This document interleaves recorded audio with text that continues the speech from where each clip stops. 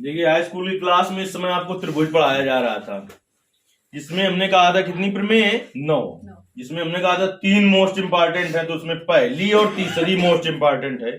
एक अभी और मोस्ट इंपॉर्टेंट आएगी। पहली और तीसरी प्रमेय मोस्ट इंपॉर्टेंट है। देखिए तीसरी प्रमेय में आपको क्या बताया गया था कि ये किसी दो त्रिभुज हो, उनके संगत कोण बराबर हो तो भुजाएं कैसी होती हैं? उनकी समानुपातिक होती हैं। चौथी प्रमेय ये है कि यदि दो त्रिभुज हैं हों और उनके भुजाएं जो हों वो कैसी हों? अनुपातिक हों, तो उसके संगत कोण बराबर होते हैं। जैसे कि प्रमेय 1 और 2 में आपने देखा था क्या अंतर था? थेल्स की प्रमेय और थेल्स की प्रमेय के विलोम में क्या अंतर था? कि थेल्स की प्रमेय में क्या दिया था? भुजाएं समांतर दी थी, नहीं अनुपातिक सिद्ध करना था। थेल्स की प्रमेय के विलोम में क्या था? कि भुजाएं अनुपातिक दी थी, समांतर सिद्ध करना था। इसी तरीके से तीसरी प्रमेय में क्या है? तीसरी प्रमेय में संगत कोण बराबर दिए हैं और भुजाएं अनुपातिक सिद्ध करना है। लेकिन चौथी प्रमेय कहती है कि भुजाएं दोनों त्रिभुजों कैसी हों? अनुपातिक हों, तो संगत कोण बराबर होते हैं। चलिए देख लेते हैं। फिलहाल लगभग चित्र दोनों का सेम है, तो काफी कुछ मिलता जुलता होगा। देखिए एक त्रिभुज हमने बनाया था छोटा और एक बड़ा, तो इसे ही बना लेते हैं। एक त्रिभुज हमने बना लिया क्या? ABC, ABC, और दूसरा बना लिया क्या? PQR। एक दूसरे से बड़ा दिख रहा है कि नहीं दिख रहा है? चलिए दिया है, यहां पर हेडिंग डालेंगे क्योंकि बड़ी प्रमेय है। दिया है, जो हिंदी लिखनी है वो हम बोल देंगे। दिया है दो त्रिभुज हैं ABC और PQR। दो त्रिभुज हैं ABC और PQR, जिसमें AB बटे PQ बराबर BC बटे QR बराबर AC बटे PR। ये क्या है? दिया है। इसका उपयोग करना पड़ेगा, इसलिए इसको हमने समीकरण 1 डाल दिया। दिया है, पहले क्या लिखोगे? दो त्रिभुज ABC और PQR हैं, जिसमें AB बटे PQ बराबर BC बटे QR बराबर AC बटे PR। सिद्ध क्या करना है? कि इसके संगत कोण कैसे होते हैं?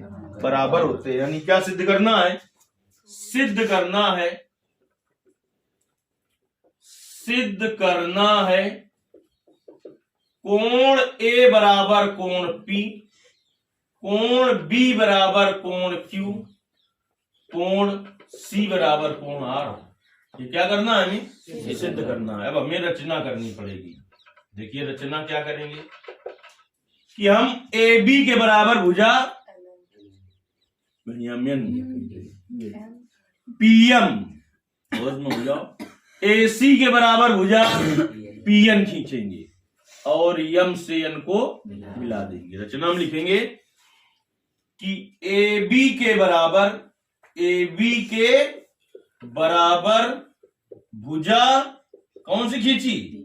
PM, तथा AC के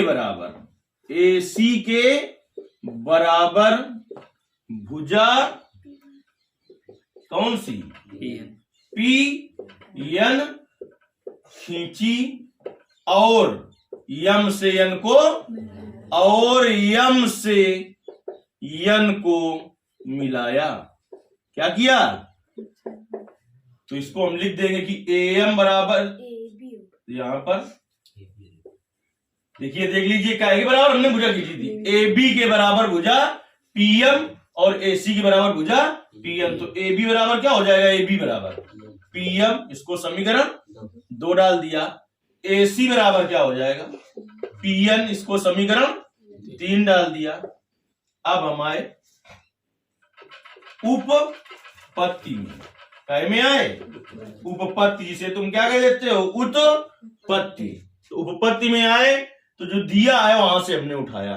दिया है में 3 भुजाओं का अनुपात दिया है, लेकिन जो रचना की है वो हमने 2 भुजाओं में की है। किस किस पर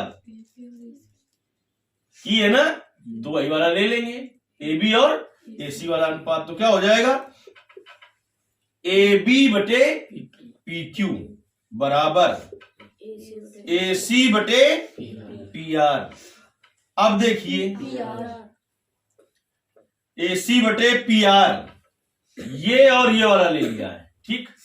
अब देखिए हमने अभी अभी ऊपर देखा था कि ए बी किसके बराबर था, पीएम के, और ए सी किसके बराबर था, पीएन के। तो ए बी की जगह पीएम और ए सी की जगह पीएन लिख सकते हैं। कहां से, समीकरण 2 और 3 से। तो यहां पर लिखते हैं समीकरण 2 और समीकरण 3 से, समीकरण 2 और समीकरण 3 से। तो ए बी की जगह क्या हो जाएगा, पीएम बटे पी क्यू बराबर पीएन, ए सी बराबर क्या है, पीएन बटे पी आर। अब देखिए हम दोनों पक्षों का क्या कर रहे हैं, व्युत्क्रम। दोनों पक्षों का व्युत्क्रम करने पर, दोनों पक्षों का व्युत्क्रम करने पर सबसे पहला टारगेट हमारा ये है कि हम यमन समांतर क्यू आर करना चाहते हैं। तो यमन समांतर क्यू आर कब होगा, जब पीएम बटे एम क्यू बराबर पीएन बटे एन आर हो जाएगा, तो थेल्स की प्रमेय के विलोम से यमन समांतर क्यू आर हो जाएगा। तो दोनों पक्षों का व्युत्क्रम करने पर, कर दीजिए व्युत्क्रम, तो क्या आ जाएगा व्युत्क्रम करने पर, पी क्यू बटे पीएम बराबर पी आर बटे पीएन। देखिए पी क्यू दिया है, हमें पी क्यू कहीं नहीं चाहिए, अभी हमें क्या चाहिए, पीएम और एम क्यू चाहिए। यानी हमें बड़े से छोटा करना है। किसी चीज को बड़े से छोटा करना हो तो घटाना पड़ता है कि जोड़ना पड़ता है, इसीलिए दोनों पक्षों में एक क्या करेंगे, हम घटाएंगे। दोनों पक्षों में एक घटाने पर या दोनों पक्षों में -1 करने पर, ऐसा नहीं लिख देना कि -1 घटाने पर, क्योंकि फिर क्या हो जाएगा, प्लस हो जाएगा। दोनों पक्षों में 1 घटाने पर, देखिए जब दोनों पक्षों में 1 घटाएंगे तो क्या हो जाएगा, पी क्यू बटे पीएम -1 बराबर पी आर बटे पीएन -1।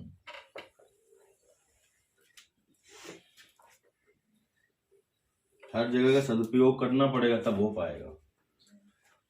ये देखिए इसके बड़े कुछ नहीं, तो एक है पीएम, क्या करोगे इसमें एलसीएम ले लोगे तो आ जाएगा पी क्यू माइनस पीएम बराबर, इधर एलसीएम क्या हो जाएगा, पीएन, तो क्या आ जाएगा, पी आर माइनस पीएन।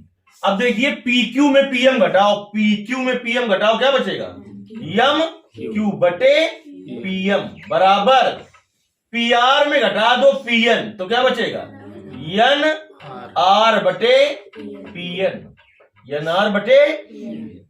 हमें चाहिए पीएम बटे एम क्यू, तो दोनों पक्षों का क्या कर दें, हम व्युत्क्रम कर दें। पुनः दोनों पक्षों का व्युत्क्रम करने पर, पुनः दोनों पक्षों का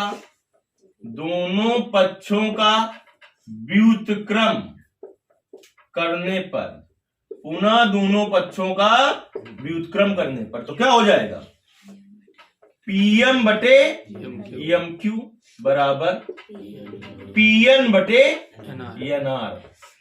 तो पीएम बटे एम क्यू बराबर पीएन बटे क्या हुआ, एन आर। जैसे ही हुआ तो क्या हो जाएगा, थेल्स की प्रमेय के विलोम से, थेल्स की प्रमेय के विलोम से क्या हो जाएगा, थेल्स की प्रमेय के विलोम से, बोलो, यमन समांतर क्यूआर, यमन समांतर।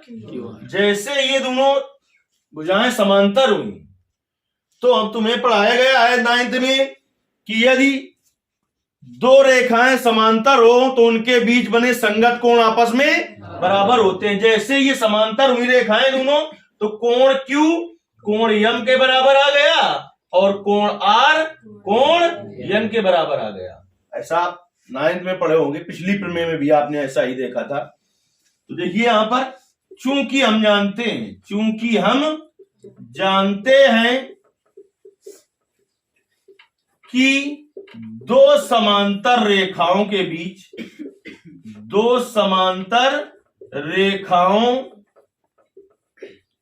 बीच बने संगत कोण कैसे होते हैं? आपस में बराबर होते हैं। जैसे आपने ये देखा, तुरंत क्या निकल के आ गए यहां से, कोण Q बराबर कोण यम। इसको समीकरण कितने डाल चुके हैं अभी तक? तो इसको 4 डाला। और कोण R बराबर कोण यन, इसको समीकरण 5 डाला। हमने कहा था दो त्रिभुज समरूप हो जाते हैं यदि उनकी कोई दो चीजें बराबर हो जाए, या तो दो कोण या तो दो भुजाएं। तो त्रिभुज जो PMN है और PQR है, दो त्रिभुज है, PMN और PQR दो त्रिभुज है, जिसमें दो चीजें बराबर हो गई, एक ये कोण और एक ये कोण। तो ये दोनों त्रिभुज कैसे हो जाएंगे? समरूप हो जाएंगे। कैसे हो जाएंगे? समरूप। तो यहां पर लिखेंगे त्रिभुज क्या? PMN समरूप त्रिभुज कौन सा? PQR। अगर कोई पूछे किस समरूपता से? ए समरूपता से। कोण समरूपता से। कैसे हो गए दोनों? कैसे हो गए? हाँ, क्या हो गया? ए समरूपता से दोनों कैसे हो गए? समरूप। अगर कोई दो त्रिभुज समरूप है तो उनकी संगत भुजाओं का अनुपात कैसा होता है? बराबर होता है। कैसा होता है? बराबर। यानी इस त्रिभुज की भुजा ले MN और इसकी क्या थी? PQ।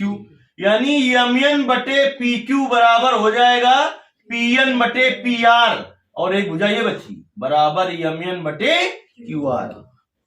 अगर दो त्रिभुज समरूप है, अब यहां पर ना थेल्स की प्रमेय नहीं लग रही है, अगर दो त्रिभुज समरूप हो तो उनकी संगत भुजाएं अनुपातिक होती हैं। तो दोनों त्रिभुज कैसे हैं? समरूप है। तो यहां पर लिखेंगे चूंकि हम जानते हैं कि दो समरूप त्रिभुजों की संगत भुजाओं का अनुपात बराबर होता है। तो देखिए क्या हो जाएगा जब बराबर होता है, तो PM बटे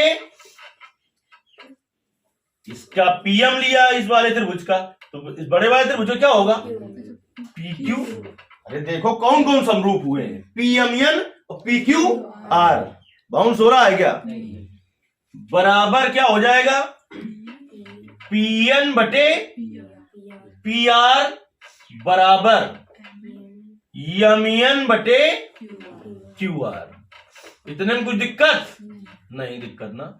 ये तीनों आपस में बराबर है, तो हम अगर दो बराबर करना चाहें तो बराबर होंगे नहीं होंगे?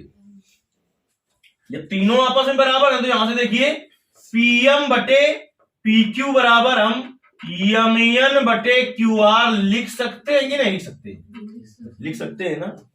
अब आप जाइए अपने समीकरण 2 में कि PM किसके बराबर था? AB के। देखिए समीकरण 2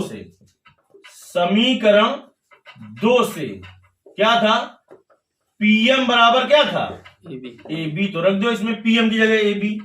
AB बटे PQ बराबर क्या आ जाएगा? MN बटे QR। MN बटे QR, इसको डाला समीकरण 6। अब समीकरण 1 और 6 की तुलना करने जा रहे हैं हम। समीकरण 1 और 6 की, 1 का इतना भाग लेंगे और तुलना कर दीजिए। देखिए AB बटे PQ और AB बटे PQ, समीकरण 1 और 6 से बाएं पक्ष बराबर है तो दाएं पक्ष बराबर हो जाएंगे। समीकरण 1 और 6 से, समीकरण 1 और समीकरण किससे? 6 से क्या हो जाएगा? देखिए बाएं पक्ष बराबर है तो क्या आ जाएगा? BC बटे QR बराबर MN बटे QR। तो देखिए QR से QR कट गया, BC किसके बराबर आ गया? MN के बराबर हमने निकाल लिया ना। अब इसके बाद देखिए बीसी, जब हमने बीसी को किसके बराबर निकाल लिया, बीसी को एमएन के बराबर निकाला कि नहीं निकाला, और AB बराबर PM था, AB बराबर PM कहां से लिख दिया है हमने, समीकरण 2 से। और क्या था, AC बराबर PN, AC बराबर कह रहा है AB बराबर क्या था, PM था, और AC बराबर क्या था, PN। किस समीकरण से, 3 से। अब आप दो त्रिभुजों में चले आओ, किसमें किसमें, ABC और PMN में। तो देखो AB किसके बराबर है, PM के, AC किसके बराबर है, PN के, और BC किसके बराबर है। तो इन दोनों त्रिभुजों में क्या चीजें बराबर हो गई, 3। हमने कहा था ये 3 चीजें बराबर हो जाए दो त्रिभुजों में तो दोनों त्रिभुज सर्वांग सम होते हैं। तो जब 3 चीजें बराबर हो गई तो त्रिभुज आपका बेटा जो ABC है वो किसके सर्वांग सम हो गया, PMN की। किसके सर्वांग सम हो गया, PMN के। किस सर्वांग समता से, यस यस यस, सर्वांग समता से हो गया। तो सर्वांग समता का मतलब आप जानते हो, नहीं जानते हो, जिसके सभी अंग समान हो उसे कहते हैं सर्वांग सम। तो देखिए, तो जब इसकी सभी अंग बराबर होंगे तो कोण ए कोण किसके बराबर हो जाएगा, P के। तो जैसे ही सर्वांग सम हो गए तो कोण ए बराबर कोण P आ गया, ये सिद्ध ही करना था हमें। लेकिन कोण B किसके बराबर आ गया, कोण M के। कोण B किसके बराबर आ गया, कोण M के। लेकिन समीकरण कहीं एक होगा 4 कि हमने क्या किया था, कोण M किसके बराबर था, Q के। तो देखिए ये तो हमें सिद्ध करना था, इसको सीधा सीधा रखने रहेंगे। अब देखिए समीकरण 4 से, समीकरण 4 से कोण M की जगह क्या लिख सकते हैं, कोण Q। तो कोण B बराबर क्या आ गया, कोण Q। ये भी हमें सिद्ध करना था। अब जब ये क्या हुए, सर्वांग सम हुए, तो कोण C किसके बराबर आया है, कोण C बराबर आया है कोण N के। लेकिन समीकरण 5 में देखिए, समीकरण 5 से, समीकरण 5 से कोण N किसके बराबर है, R के। तो कोण C बराबर आ गया कोण R के आ गया। तो देखिए हमें क्या सिद्ध करना था, कोण A बराबर कोण P, कोण B बराबर कोण Q, कोण C बराबर, नीचे स्टेटमेंट लिख दिया जाएगा इस केस से। इस प्रकार से हुआ कि यदि किन्हीं दो त्रिभुजों की संगत भुजाएं अनुपातिक हो तो उनके संगत कोण बराबर होते हैं और वो दोनों त्रिभुज समरूप होते हैं। इससे समझ में अब आ गया है पूरा, छाप लो।